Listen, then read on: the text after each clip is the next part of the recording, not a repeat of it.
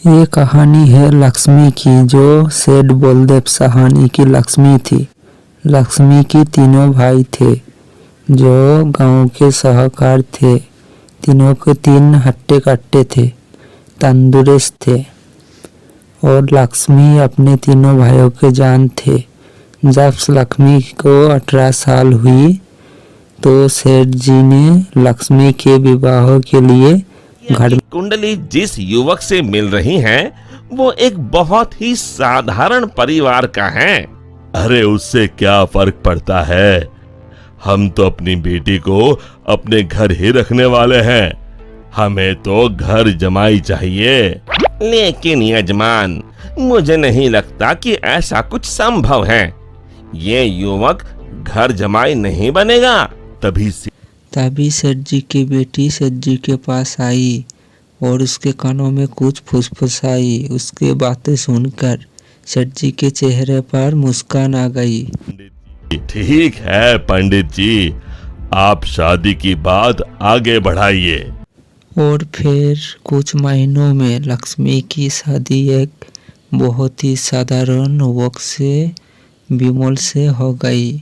शुरू में दोनों की अच्छी बन रही थी और विमल के माँ सरिता ने भी बहुत खुश थी। एक दिन ना इस घर में ढंग का सोफा है, ना गद्देदार पलंग और ना ही टीवी। ए जी, आप मेरे साथ मेरे पापा के घर चलिए ना, वहाँ सब कुछ है। नहीं लक्ष्मी, अब यही तुम्हारा घर है। तुम्हें इसी घर में रहने की आदत डालनी होगी। उस दिन की बात, लक्ष्मी छोटे छोटे बातों पे विमल से झगड़ा किया करती। बात इतनी बिगड़ गई कि अब लक्ष्मी कभी बेलन कभी बर्तन से फेंक कर मारती। विमल बेटा, ये क्या है? तुम दोनों ऐसे लड़ क्यों रहे हो? माँ, ये रट लगाए बैठी है कि मैं भी इसके साथ इसके बाप के घर में जाकर रहूं, घर जमाई बनकर। भला मैं ये कैसे कर सकता हूँ?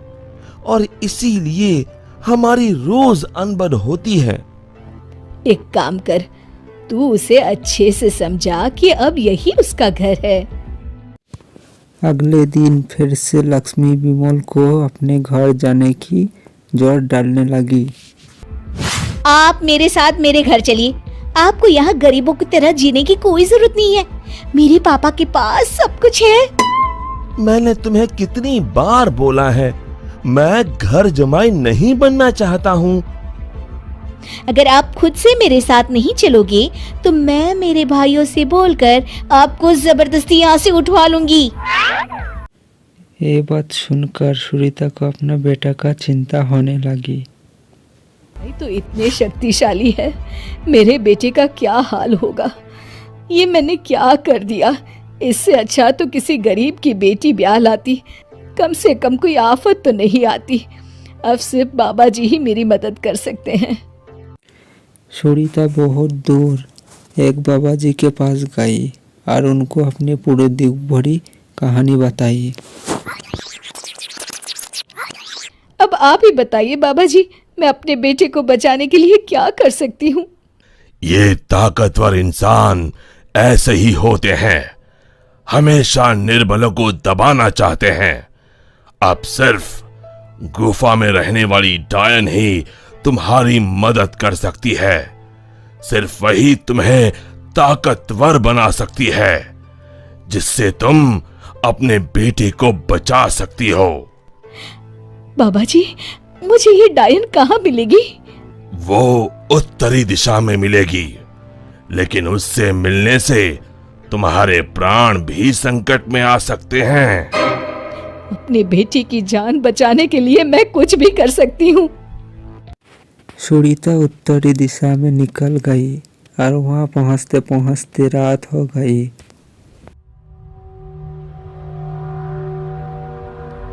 कोई है यहाँ? क्या आज एक इंसान यहाँ खुद चलकर आया है? वो भी मेरा खाना बनने। मैं आपसे मिलने आई हूँ। मिलने? हाँ। वो भी खुद चल के? बताओ बताओ क्या बात है? सुरीता ने डायन को अपनी कहानी सुनाई।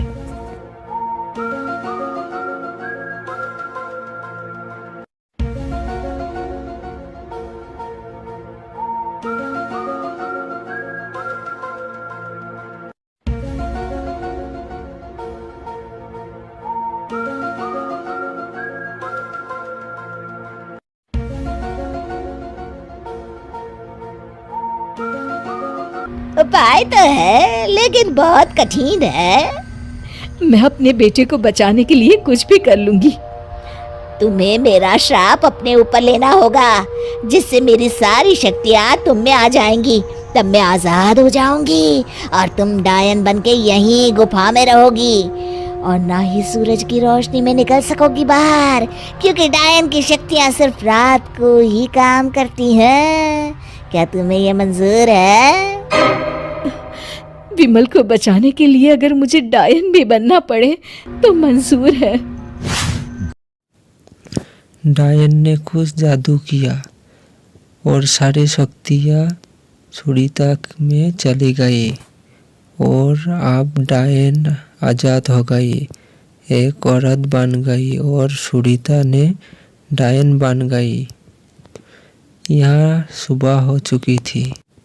विमल ने गांव में जाकर अपना माँ को ढूंढा, लेकिन माँ कहीं नहीं मिला। रात में वो घर में पहुंचा तब लक्ष्मी पर बरस गई। ये सब सुरीता अपने शक्तियाँ से देख रही थी। उसी समय सुरीता ने डायन के रूप में आ गई।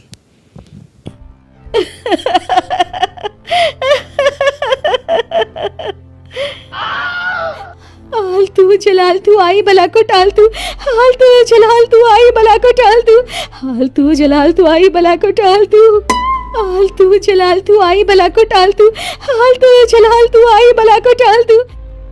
जैसे तैसे लक्ष्मी रात को सो गई और सुबह होते ही अभी अपने भाइयों को बताती हूँ कि आपने मुझे बेलन से मारा। जैसे तैसे लक्ष्मी बाहर जा रही थी, सुरीता ने हाथ लंबा करके उसका पांव पकड़ लिया। अब तुम इस चौखट के बाहर बिल्कुल नहीं जाओगी। एक बार फिर से लक्ष्मी बेहोश हो गई।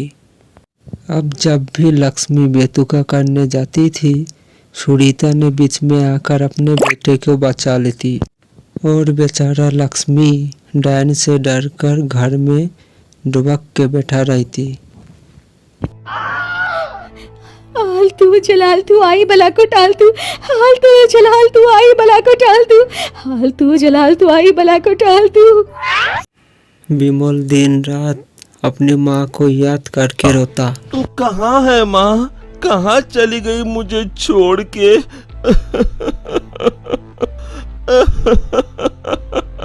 बेटा विमल, मैं यही हूँ तेरे पास, लेकिन इस डायन के रूप में। ये सब सुन विमल बहुत डर जाता है। डर मत बेटा, बस मुझसे तेरा दुख नहीं देखा जा रहा था, इसलिए मुझे ये सब करना पड़ा। ये सब पीछे खड़ी लक्ष्मी ने देख रहा था। तभी सुरीता ने उसको दीवार पर लटका दिया। जा रही हूँ, मगर एक बात समझ ले, मेरे बेटे को परेशान करने की भी तूने या तेरे घर वालों ने सोची तो मैं यहाँ फिर आ जाऊंगी। जी जी जी माँ जी। तभी तो कहते हैं माँ से बढ़कर दुनिया में कोई नहीं। माँ एक वरदान है, बच्चों के लिए कुछ भी कर सकती है। दोस्तों, हमें उम्मीद है कि ये वीडियो आप सभी को पसंद आई होगी। कृपया हमारा चैनल को सब्सक्राइब कर लीजिए और बेल आइकन को दबाना मत भूलिए। चैनल को लाइक और शेयर कर दीजिएगा। Bye bye. इसी तरह का वीडियो मिलते रहेगा।